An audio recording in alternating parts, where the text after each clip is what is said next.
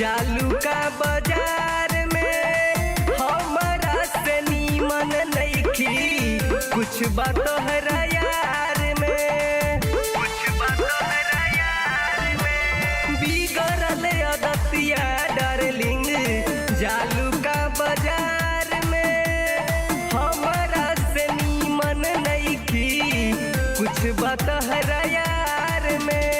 चोरी चोरी जाना तानी खूब पढ़ेलू कहरा केकरा के बदनाम करेलू हो जाला हो लफरा कि पतिया नतिया रहता बहरा इलू इलू गावेलू आ दिन भर केकरा से बतियालू नैना कहाँ लड़ावेलू।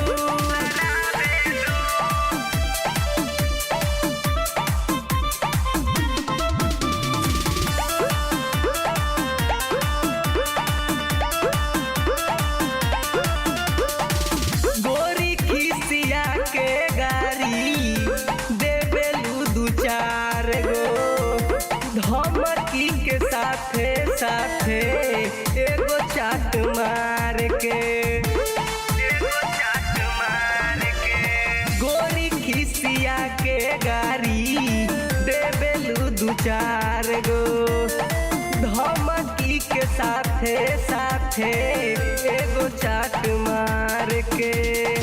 फोनवे पर संजय पियवा रोज करेलू झगड़ा अभिषेक संगे तोहर बनल बाटे जतरा।